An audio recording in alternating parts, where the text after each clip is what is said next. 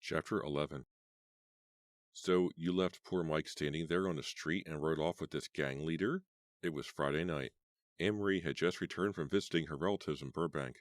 Now she was lying on the bed, wearing gray sweatpants and a faded Hard Rock Cafe t-shirt, watching Karen get dressed, very amused by Karen's story. He's not a gang leader, Karen said, pulling a purple Esprit sweater over her head. He just hangs out with some guys. Yeah, some guys who happen to dress alike, just like a gang, Anne-Marie said. You are unbelievable. You really will do anything. I take that as a compliment, Karen said, pulling the sweater down, admiring her figure in the mirror. What did you talk about with this guy anyway? Vince. His name is Vince, Karen said, leaning down to the dressing table mirror to brush her hair. She examined her face as she brushed. The purple sweater made her eyes seem even bluer. I didn't talk to him about anything. Huh? We didn't talk at all. He took me for this wild ride to Santa Monica. Then I told him I wanted to go back, so he turned around and drove back.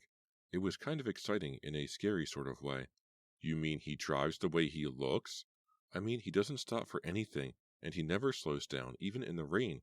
Weird. Do you like him? Like him? I don't know. He's terrible. He acts real bitter. He's always sneering, always angry. I think some of it's an act. I can't really tell. Anyway, he's kind of interesting. She grinned at Anne-Marie. He's certainly different from anyone I know. Anne-Marie laughed. That's for sure. What are you going to do if he asks you out? Karen's face grew thoughtful, but she didn't say anything. At least he got me away from Mike, she said finally, sitting down to put on some blusher. Mike isn't so bad, Anne-Marie said, stretching. Karen stared at her friend in the mirror. Hey, how come you're not getting dressed? I'm not going, Anne-Marie said, lying back on the pillows and stretching. What? Why not? It sounds like fun. The beach at Malibu is so pretty at night. You could meet some new kids. Maybe meet a guy. I'm too tired, Anne-Marie said, yawning loudly. Aunt Freda wore me out. She'd wear anyone out with her nonstop talking. Really? She never takes a breath. It was exhausting. Oh, come on, Karen said, disappointed. You can just chill out on the beach. What do you need me for? Jerry will keep you busy enough, Anne-Marie snapped. She's jealous, Karen thought. I really think she's jealous. Jerry already has a girlfriend, Karen said, slipping into her blue plastic sandals. Someone is working very hard not to let me forget that. Jerry doesn't seem to remember he has a girlfriend whenever he looks at you, Anne-Marie said. That's an odd thing to say, Karen thought. What is Anne-Marie's problem, anyway? Listen, I just feel too out of it tonight, Anne-Marie said, staring up at the ceiling. I think I'll just hang around. Well, okay, Karen said reluctantly. A car horn honked down on the street. Karen ran to the window and looked down. A maroon van was parked at the curb. The back door slid open and Jerry hopped out. He looked up and waved to her. He was wearing tie-dyed jean cutoffs and a black and white striped crew-necked pullover. He's real cute, Karen thought. She could see other kids sitting in the van. Be right down, she yelled, then realized the window was closed. Have a nice time, Anne-Marie said, yawning. Yeah, okay. See you later. Karen took one last glance in the mirror, brushed back a strand of hair from her forehead, and hurried down to the van. It was a clear, cool evening, more like spring than summer. It'll be cold on the beach, Karen thought. How's it going? Jerry asked, helping her into the van. You know any of these kids? Karen peered into the van. No, I don't, she said, looking around at the smiling faces illuminated by the streetlight. You're lucky, Jerry said, climbing in after her. Hey, you know us, Marty called from the driver's seat. Hi, Karen, Stephanie called from the passenger seat beside him. Oh, hi, I didn't see you up there. Where's Renee? Karen asked Jerry. Yeah, where's Renee? A boy in a white sweater shouted in a teasing voice. She had to go somewhere with her parents. She's coming later, Jerry said, more than a little uncomfortable. He slid next to her on the seat and pulled the sliding door shut. They were pressed close against each other. That's Kenny, Alicia, Normie, and Seth, Jerry said quickly, pointing. Karen said hi to them, forgetting their names immediately. Bring your snorkeling gear, Jerry joked, as Marty pulled the van away from the curb, turned onto Speedway, and headed north toward Malibu. No, I thought I'd leave it home tonight, Karen said, shoving him playfully in the ribs. Some joke. I went snorkeling last week, a boy in the back seat said. Where? In your bathtub? Stephanie called from the front seat. He doesn't take baths, the girl named Alicia cracked in a surprisingly high-pitched, tiny voice. How do you know? Marty shouted, then quickly added, Don't answer that. Everyone laughed. Hey, are you the girl whose life Jerry saved? Alicia asked. Yeah, Karen said, a little surprised by the question. I was caught on the rocks. Jerry pulled me in. Did he give you mouth-to-mouth? The boy in the backseat asked. Everyone laughed uproariously. Hey, knock it off, Jerry cried angrily. It was pretty serious, you know. Everyone obediently stopped laughing. Then Alicia broke the silence by asking, Did you have an out-of-body experience? That's kind of personal, isn't it? Seth joked. Shut up, Seth. You're just jealous because no one's interested in your body, Stephanie joked from the front seat. Everyone laughed. I don't remember anything much at all, Karen answered. It's all sort of a blank. Think you were dead? Marty asked. Just for a few seconds, maybe. Only someone who is already brain dead would ask that question, Jerry replied angrily. Too angrily, Karen thought. She wondered what was troubling him. Was he just embarrassed to have been such a hero? Jerry was pressed tightly against Karen in the seat. He was so warm and solid. She liked being so close to him. You're really gross, Marty, Alicia said, shaking her head. Thank you, Marty said, grinning. What's so terrible? I just asked Karen if she was dead or not. It's not like I asked if she was a virgin or something. I don't know, Karen told him. You don't know if you're a virgin or not. Everyone laughed. Karen felt embarrassed, but she laughed too. I mean, I don't know if I was dead or alive. I really don't remember a thing, she said finally. Suddenly, Marty pulled the van off the highway. They began to bump along a narrow dirt road. A short while later, he pulled to the side, stopped, and cut the lights. Hey, where are we? Karen asked Jerry, whispering for some reason. We always park here, Jerry explained, pulling open the van door. It's great. We can slide down the cliffs here. Then we don't have to pay admission to the beach, or go through anyone's backyard. Karen hopped down from the van and took a deep breath. The air smelled fresh and salty. She took a few steps and realized they were on the edge of a sloping dark cliff. The beach spread out below them, illuminated dimly from the highway. Beyond that, she could hear the steady crash of the waves against the shore. They unpacked the van and tossed blankets and backpacks over the smooth stone cliffside to the sand below. Marty was the first to slide down, wrapping his arms protectively over a big cooler as he slowly dropped. Stephanie followed him, slipping silently down, landing on her knees and getting up quickly to help the next person down. Karen sat down on the rock edge. It felt cold to the touch. She took a deep breath and pushed herself down. This is great, she thought. Anne-Marie should have come. I wonder why she's been acting so strange, so tense the past couple of days. Once they were all down on the beach, they spread the blankets in a wide circle on the sand, and then scattered to gather wood for a fire. Surprisingly, it was warmer down on the beach than up on the road.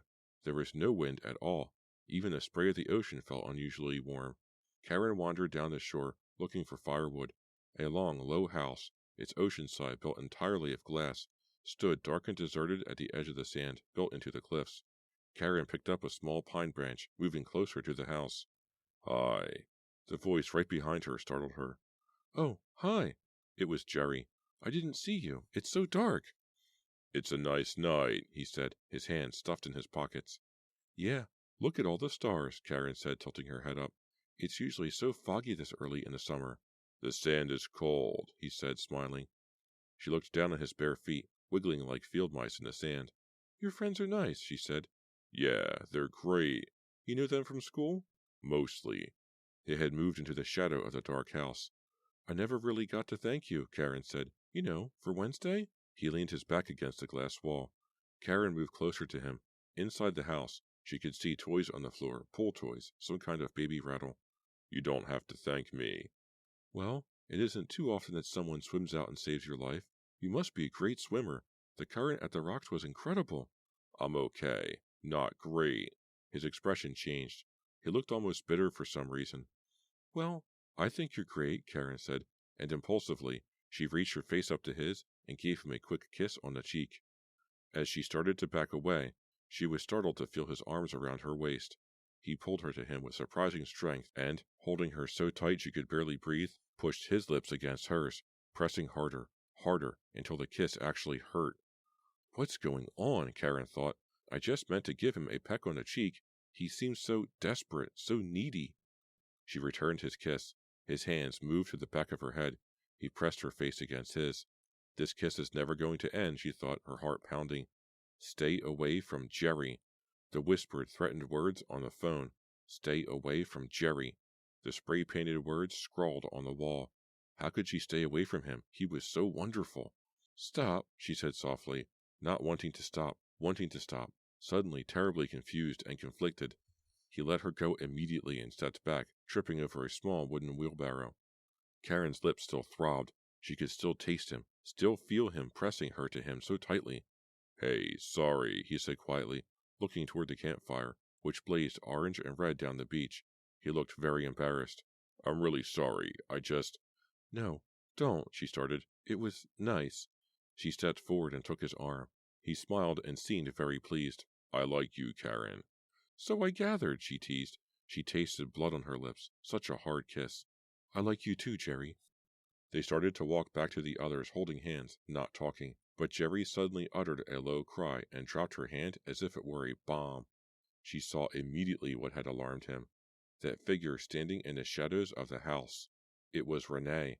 She must have seen everything. Chapter 12. Hi, Renee. Jerry tried to be cool, to act as if he were glad to see her there, but his voice was shaky, and he sounded a bit too glad. Hi, Jerry.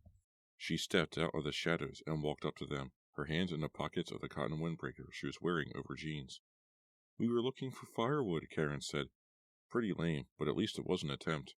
Renee didn't look at Karen, didn't acknowledge her presence in any way. Nice night, she said without enthusiasm, and wrapped her arm around Jerry's. Yeah, it's great, Jerry said uneasily. Karen let Jerry and Renee get a little ahead of her. Maybe she didn't see us kissing, she thought. It was very dark after all. Renee held tightly onto Jerry's arm, leaning against him as they walked over the cold sand to the campfire. Karen, a few yards behind, couldn't hear what they were saying, but they both seemed to be acting as if nothing had happened, as if Renee hadn't watched them in their long, passionate kiss. Karen sighed unhappily. She could still taste Jerry's lips on hers. Renee isn't my problem, she told herself, stopping to pick up a large shell that glowed blue in the moonlight. Renee is Jerry's problem. She watched him walking over the sand, his long legs, his broad shoulders, the way his head dipped when he walked. He was smiling at Renee now. He has such a nice smile, Karen thought, so friendly. It just makes you want to smile too. Squeezing a cool shell in her hand, she followed them back to the campfire. He saved my life, she thought, staring at Jerry. We were meant to be together. Chill out, she warned herself. One kiss and your brain has turned to oatmeal. Glowing orange and yellow faces greeted them from around the campfire. The flickering bright colors and the twisting shadows made everyone look strange, eerie, like characters in a horror movie. Karen headed away from Jerry and Renee and settled on a blanket across the campfire, beside Stephanie and Marty. Someone passed her a basket of sandwiches and a can of Coke. She suddenly realized she was starving. As she ate, she watched Jerry and Renee through the flickering campfire flames. They seemed to be arguing now, their expressions angry, sitting far apart on the blanket. Karen tried to join in a conversation with everyone else, but it was hard to concentrate, hard to get Jerry out of her mind, hard not to think about what had happened back at the dark house on the beach. Suddenly, she felt a hand on her shoulder. Could I talk to you?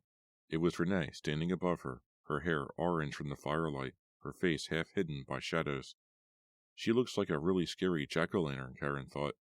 Karen peered through the fire at Jerry. He had left the blanket. Where was he? Then she saw him kidding around with two other kids away from the fire. Are you coming? Renee demanded. Okay. Karen climbed to her feet quickly. Renee started walking away from the fire, taking long strides, expecting Karen to follow her. She stopped at the edge of the water and turned around. As she walked, Karen's mind whirred. What shall I say to her? What is she going to say to me? How shall I play this? She decided to play it cool. It's Renee's problem. It's Jerry's problem. It's not my problem. It was easy to decide to play it cool. But could she do it? I saw you and Jerry, Renee said, without emotion. At least she doesn't beat around the bush, Karen thought. Renee waited a few seconds. Then, when Karen didn't reply, decided to continue. I tried to warn you Monday night at the restaurant. Her voice was soft. It was hard to hear her over the rush of the waves against the beach. Remember? Yeah, I remember, Karen said, trying to sound as emotionless as Renee. What's she going to do? Challenge me to a duel? She was definitely the one who phoned, Karen decided. She was the one who spray-painted the wall. She's that desperate. Renee's next words startled her. I tried to warn you because I know you don't understand about Jerry. Huh? Understand what? Renee waited a while, building the drama. He needs special care, but you wouldn't know about that, would you? For the first time, Renee showed a little emotion. Her words were spoken with rising anger. I don't know what you mean. Karen bent down and picked up another shell. She rolled it nervously in her hand, staring into Renee's shadowy face, leaning forward to hear her tiny voice over the steady, insistent rush of the ocean. You don't know about Jerry's brother Todd? Well, Todd died. Renee watched Karen's face, pleased by Karen's shocked reaction to these words. I don't know much about Jerry, Karen said, not sure what she was supposed to say. We all just met on Monday, remember? Jerry and Todd were very close, Renee continued, ignoring Karen's words. They were only a year apart. Todd was older. They were swimming, last summer, somewhere off the Palisades. They were both good swimmers, but Jerry was better. Yeah, he's a great swimmer, Karen interrupted. She knew she didn't want to hear the rest of the story. She thought she knew how it was going to come out, but there was no way to delay it, no way to stop Renee, who continued talking in her tiny voice, as if talking to herself, as if Karen weren't even there. There isn't much to tell. They were pretty far out in the ocean. It was the beginning of summer, just like now. There were no lifeguards, few people on the beach. Todd got some sort of leg cramp. He couldn't get back. Oh, how awful, Karen muttered. Without realizing it, she was suddenly reliving Wednesday afternoon, was suddenly back in the wetsuit, struggling to swim away from the rocks, shouting and signaling desperately for Renee to help her, feeling the panic overwhelm her, feeling the terror freeze every muscle as she crashed into the rocks again and again, as Renee ignored her pleas, as Renee continued to snorkel. Jerry tried to get to Todd in time, Renee continued, looking out at the ocean now, but he didn't make it. You mean? Todd drowned. Jerry watched him go down. Renee was reciting the words in a flat, toneless voice. Jerry pulled him back to shore, just the way he pulled you yesterday. But he was too late. Too late. Jerry refused to believe it. He kept pushing on Todd's chest, blowing into his mouth. They had to pull Jerry away. He wouldn't let go of his brother. He just refused to accept the fact that his brother was dead. Were you with him then? Karen asked, staring out at the black ocean. I was with him. It was so terrible, Renee said, her voice catching. She pulled her windbreaker tighter around her. Jerry felt so guilty. He thought he should have saved Todd. He thought it was his fault. Of course, that was crazy, but that's what he thought. Karen wanted to say something but couldn't think of anything appropriate. It was such a sad, frightening story. The two girls stood silently staring out into the darkness, listening to the splash of the waves. Why did you tell me this? Karen asked finally. Renee laughed, a strange, inappropriate laugh. Then she turned to Karen and, in a cold, hard voice, said, I just wanted you to know that Jerry and I have been through some hard times together, and I'm not going to give him up so easily. The words stung Karen like a spray of salt water. To her surprise, she felt angry. Renee was using the story of Todd's death, using it to threaten Karen, using it to hold on to Jerry. That's kind of up to Jerry, isn't it? She asked, surprised by her own boldness, by the depth of her angry feelings. Renee didn't say anything. She swept the windbreaker around her shoulders and strode back to the campfire in a near run. Karen let herself in silently, carefully clicking the door behind her so as not to wake up Anne-Marie. The hall light was on, the living room dark. The clock by the window said 1:21. Yawning softly, Karen started to tiptoe past Anne-Marie's room. To her surprise, the door was open and the desk lamp was on. Anne-Marie, are you up? She called, her voice hoarse, probably from the damp ocean air. No reply. Anne-Marie? Karen felt weary from head to foot. Every muscle ached as she stepped to the doorway of Anne-Marie's room. To her surprise, the room was empty. Anne-Marie wasn't there. The bed was still made. Wrinkled shorts and some clean t-shirts and tops were strewn across it. That's weird, Karen thought. Had Anne-Marie mentioned going out? No, she hadn't. Earlier, Anne-Marie had said she was tired, too tired to come back to the beach party. So where could she be at 1:30 in the morning? Without thinking about it, Karen picked up Anne-Marie's best silk blouse from the bed. Yawning, she folded it neatly and carried it over to the white dresser.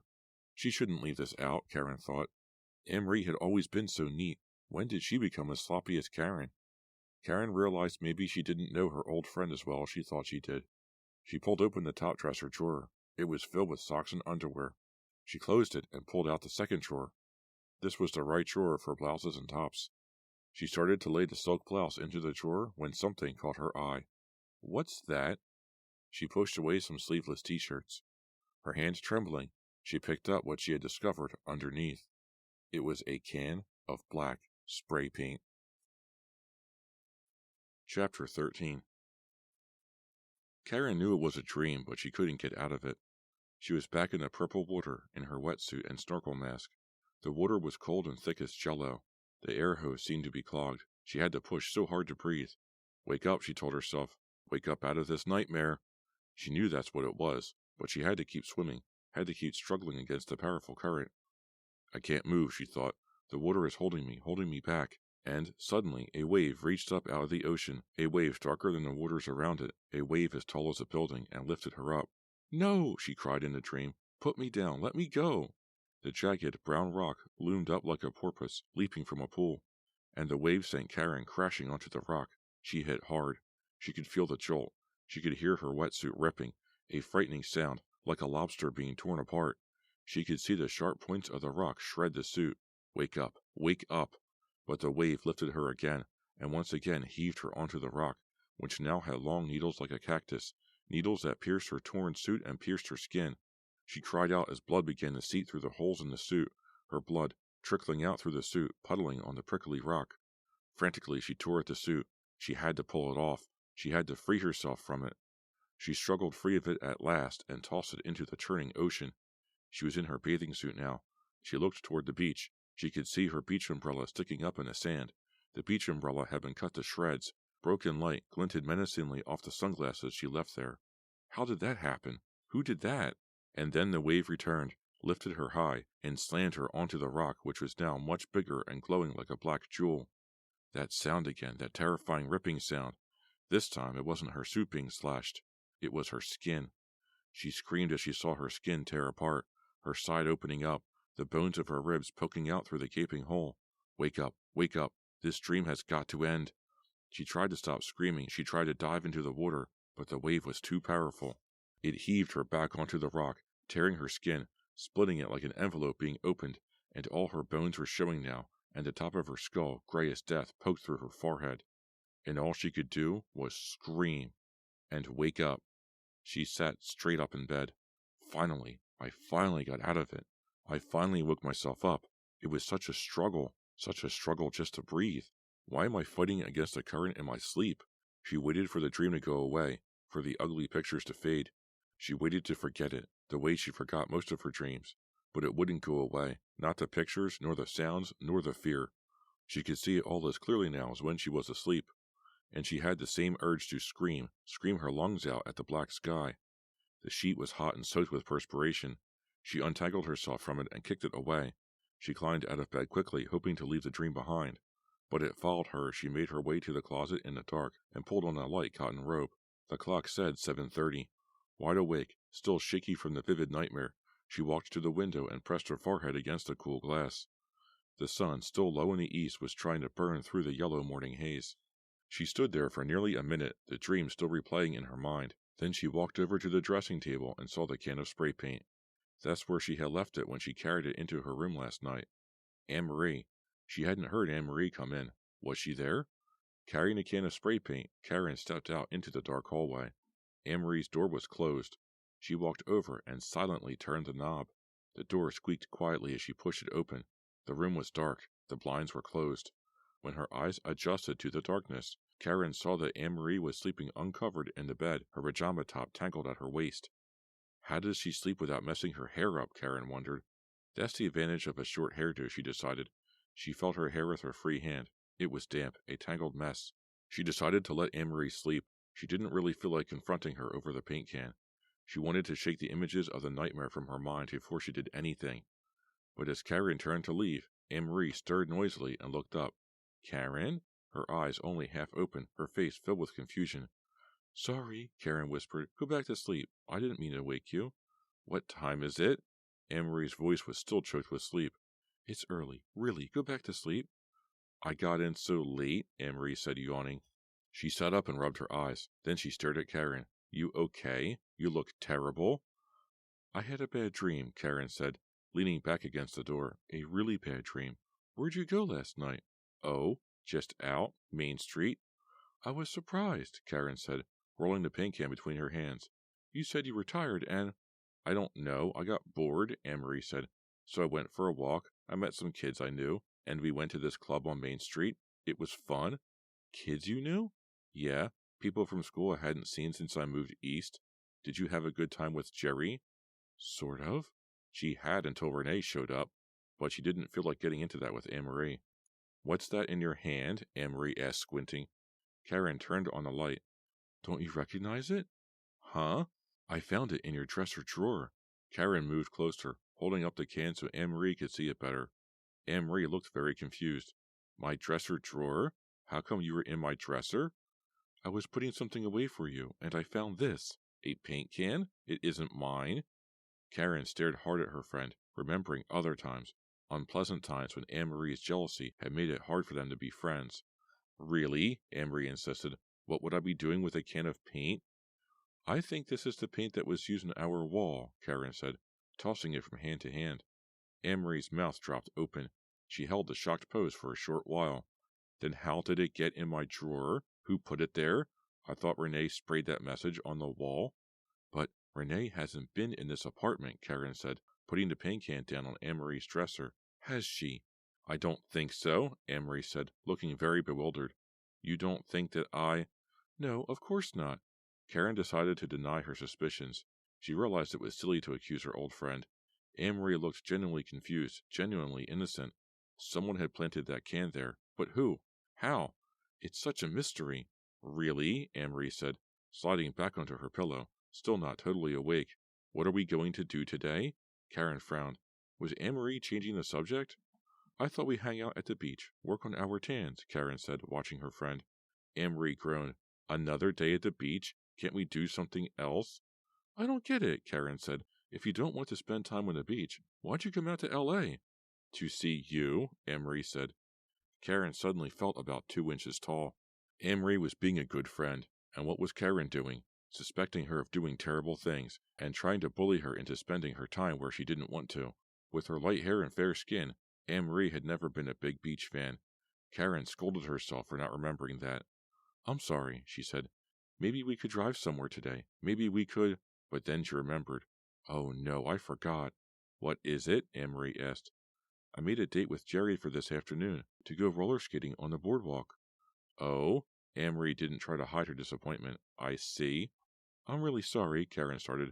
You could come with us, maybe, and... But Anne-Marie interrupted her. Guess I'll go back to sleep? She rolled onto her side, her back to Karen. Feeling very guilty, Karen tiptoed out of the room and closed the door.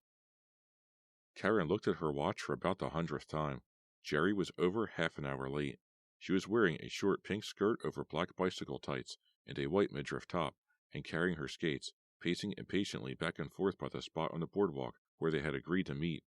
It was a beautiful, warm Saturday afternoon, the warmest day of summer so far, and the boardwalk was crowded and noisy. Skaters and skateboarders in skimpy summer outfits rolled by.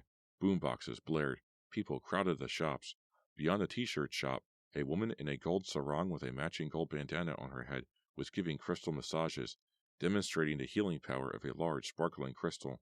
Further down, 2 lanky high school boys wearing jeans and matching Def Leppard t-shirts were having their high tops whitened by a man with a brush and a large bottle of white polish. Kites were flying. A bald-headed dwarf in day-glow green baggies was darting back and forth between the shops, offering to let people touch his head for good luck at $1 a touch. A typical day on oceanfront walk in Venice. Normally, Karen would have enjoyed the spectacle, the color, the noise, and the sheer nuttiness of it all. But it was hard to enjoy it when you were wondering if someone was going to show up or not, and worrying about where he could be, and what was taking him so long. Suddenly, someone caught her eye at the t-shirt store. He was standing in a rack of wildly colored shirts, which swayed in a gentle afternoon breeze, and staring back at her. Mike. Yes, it was Mike. As soon as he realized she was looking at him, he turned away, then ducked behind the rack of shirts. He must be really mad at me, Karen thought. Well, good. She walked a bit farther away from the t-shirt store so she wouldn't have to think about him. Ahead of her, a group of 3 jugglers were tossing a dozen colored balls into the air. A boy and a girl zoomed past her on unicycles, laughing and holding hands as they zigzagged through the crowd. Where is he? Karen draped his skates over her shoulder. Is he coming or not? Is he standing me up? Maybe he's with Renee, she thought, frowning. What am I doing here anyway? Then she saw him hurrying toward her, waving to her and smiling, and she immediately forgot her impatience or doubts. He was wearing white tennis shorts and a shiny blue sleeveless t-shirt. His dark hair was blown back, as if he'd been running hard. His skates were flung over his broad shoulders. He looks gorgeous, she thought. He caught up to her, dodging a couple of skateboarders, and stopped. Sorry, he said, out of breath. I got hung up. That's okay, she said, but then, realizing he hadn't given much of an excuse, added, Hung up? Yeah, I had to see someone. He looked uncomfortable. It was obvious to Karen whom he had to see. How's she doing? Karen asked. I don't want to talk about Renee, Jerry said quickly, his face reddening. Okay, she replied. There's no reason to pursue the matter. Want to skate? He smiled. Sure, come on. I'll race you to the pier. The skating date stretched on long after they were tired of skating. They amused themselves on the boardwalk, walking hand in hand, pretending they were sightseers from out of town. They had dinner at a greasy taco stand that advertised an amazing 2-for-1 sale, which turned out to be eat 2, get 1 free. Only, as Jerry pointed out, no one in his right mind would eat 2 of them. Then, as the flamingo pink sun began to descend, they sat down in the warm sand, their arms around each other, to watch the sunset. Karen leaned against Jerry, feeling warm and secure, and very happy. They kissed. She couldn't believe it when she looked at her watch and it said 9 o'clock. Jerry, I've got to get back before Anne-Marie calls the police. He laughed and pulled her back onto the sand. Come on, it's still early. No, really, she's my guest. I'm being so rude. Be rude a little longer, he pleaded. But she finally persuaded him to walk her home.